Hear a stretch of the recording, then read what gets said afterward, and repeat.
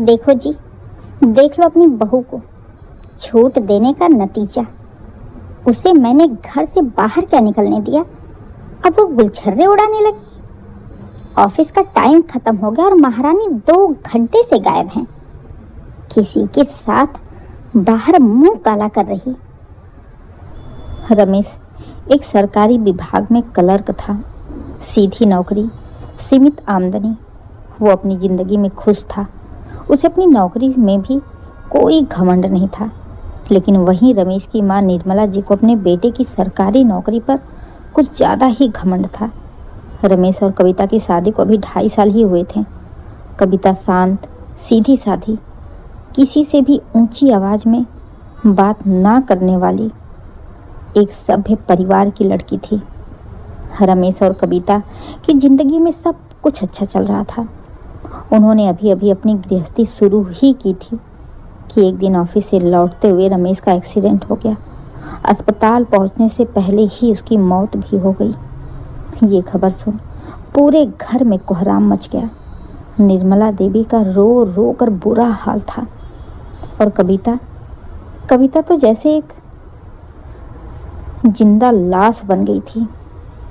खैर, सरकारी नियम के मुताबिक रमेश की नौकरी कविता को मिल गई तो सबने यही कहा कि चलो, कम से कम भगवान ने कविता को और इस परिवार को सहारा तो दे दिया। लेकिन कविता को नौकरी मिलते ही जाने क्यों निर्मला जी की सोच ही बदल गई। उन्होंने कविता से साफ साफ कहा, सुनो बहू, ज़्यादा तुम्हें उड़ने की ज़रूरत नहीं है। अभी मेरे बेटे को गए हुए 1 महीना ही हुआ है। मैं तुम्हें घर से बाहर जाने की इजाज़त दे रही हूँ। इसका मतलब ये नहीं कि तुम बाहर गुलछर्रे उड़ाना।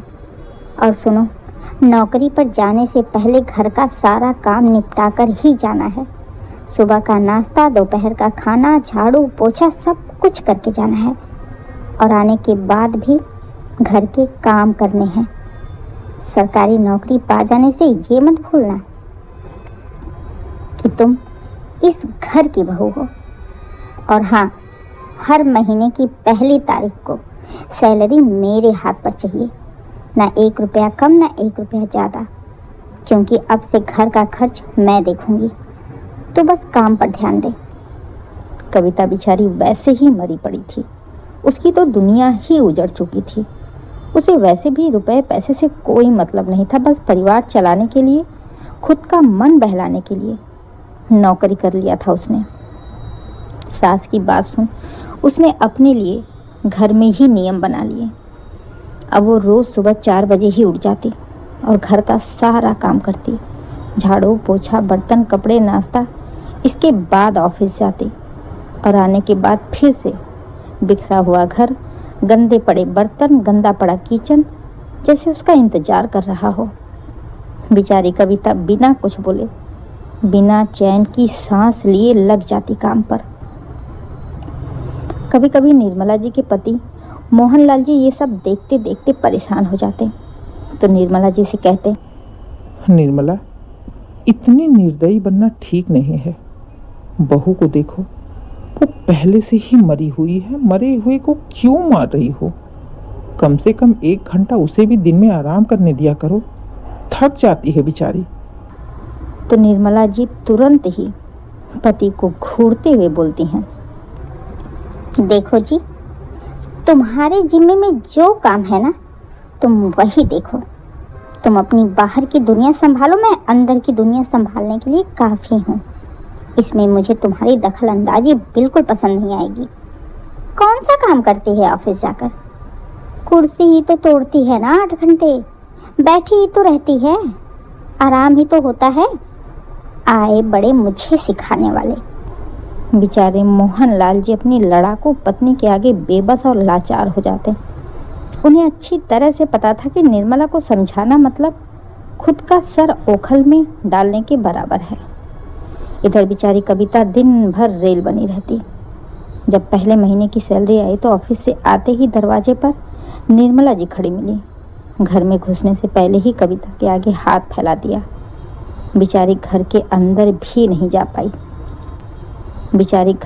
अंदर भी नहीं जा पाई। पहले उसे सारे पैसे निकाल निर्मला जी के हाथ में रखने पड़े। निर्मला जी ने तुरंत ही सारे पैसे उठाकर अपनी अलमारी में रख दिए। अब घर में यही होता आ रहा था।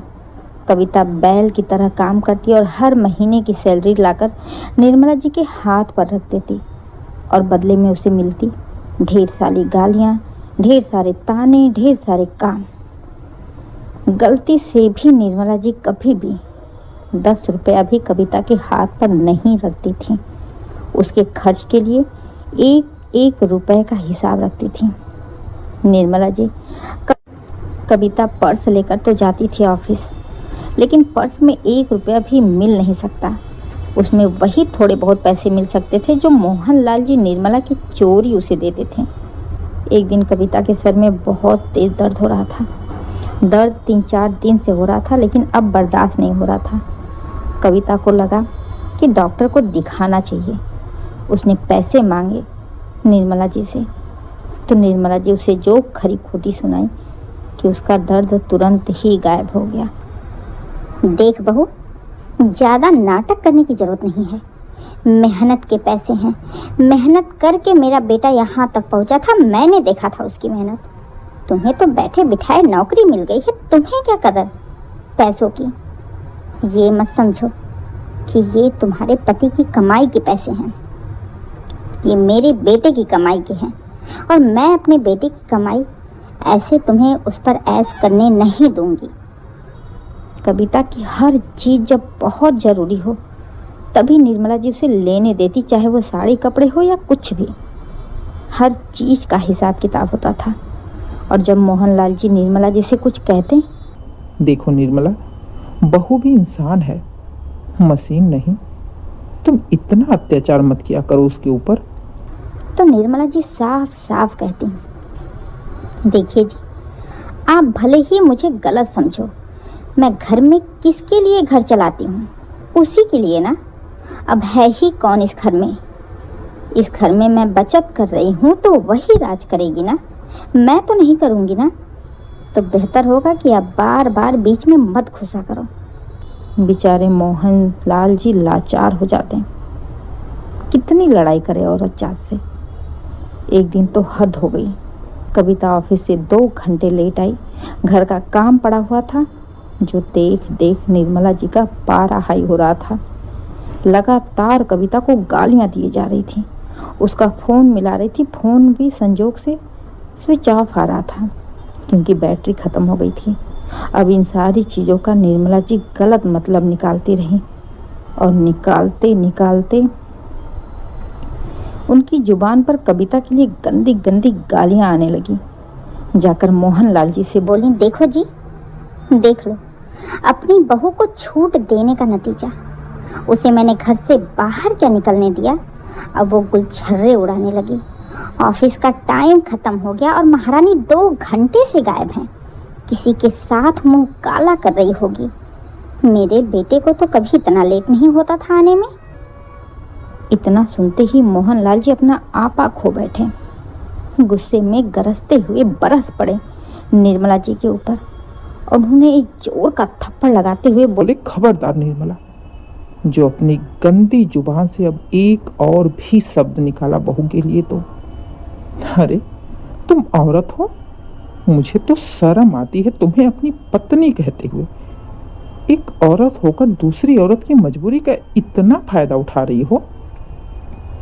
तुम्हारी बेटी की उम्र की है, तुम्हें शर्म नहीं आ रही? उसके बारे में इतनी घटिया बातें करते हुए। उसकी जिंदगी ऐसे ही तबाह हो गई है, तुम उसे सहारा देने की बजाय उस पर गंदे गंदे आरोप लगा रही हो। इतनी भी तसल्ली नहीं हो रही कि बैठकर बहू का इंतजार कर लो, वो आए तो उससे पूछो, पहले बातें करो, सुनो, समझो कि क्यों लेट हुआ, कहाँ गई थी, क्या हो गया।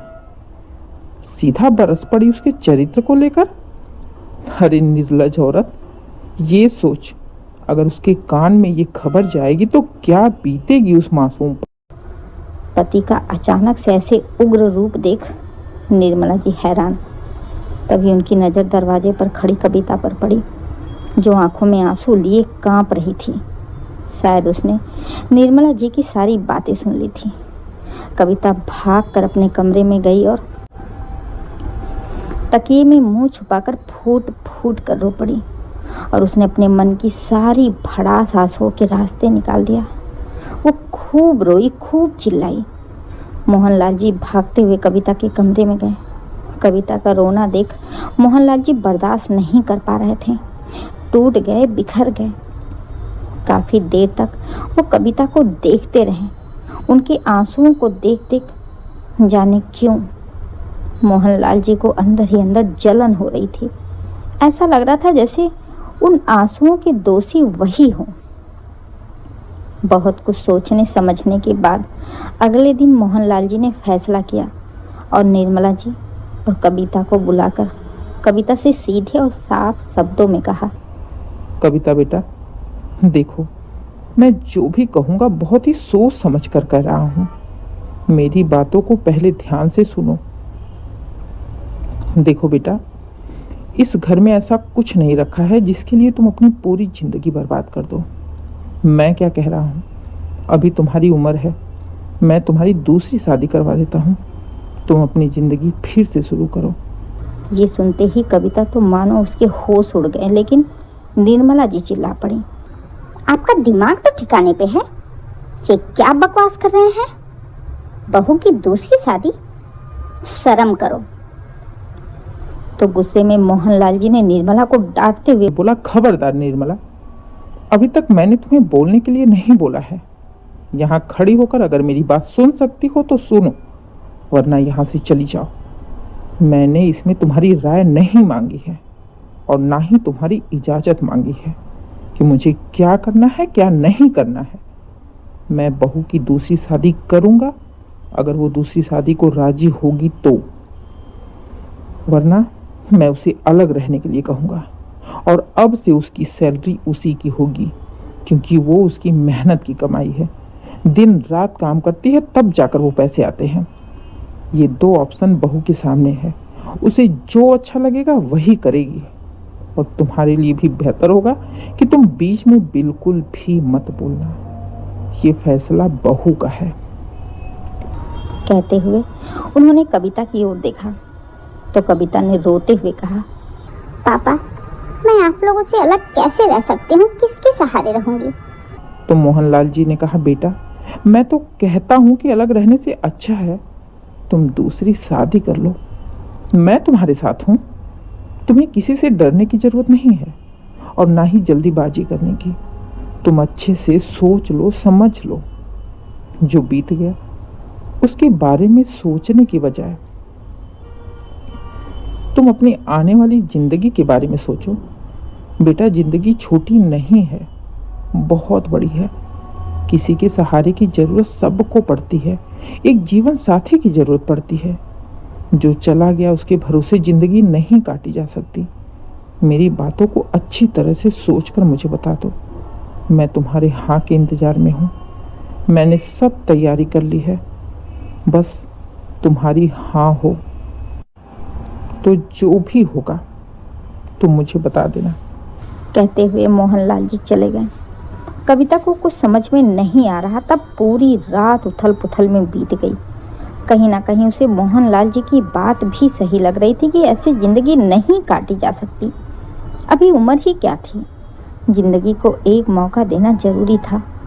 इसलिए मोहनलाल जी की बात मानते हुए कविता ने हाँ कर दी। तो मोहनलाल जी बड़ी ही खुशी खुशी, बिना किसी ढोल नगाड़े के, बिना शोर शराबे के कविता का कन्यादान कर दिया। और इधर निर्मला जी दूर से ही दर्शक बनी खड़ी रहीं, सब कुछ देखती रहीं। ना पति को कुछ कहने की हिम्मत थी, ना कविता को रोकने की। मोहनलाल जी के एक फैसले ने कविता को फिर से जीने का सहारा दे दिया, एक नई उम्मीद दे दी, एक नई जिंदगी दे दी। दोस्तों, आपको हम सास बहू की वीडियो कैसी लगी कृपया कमेंट करके ज़रूर बताएं। और हाँ, चैनल को सब्सक्राइब ज़रूर करिए। हमारा नया चैनल है, प्लीज़ सपोर्ट करिए। हाँ दोस्तों, प्लीज़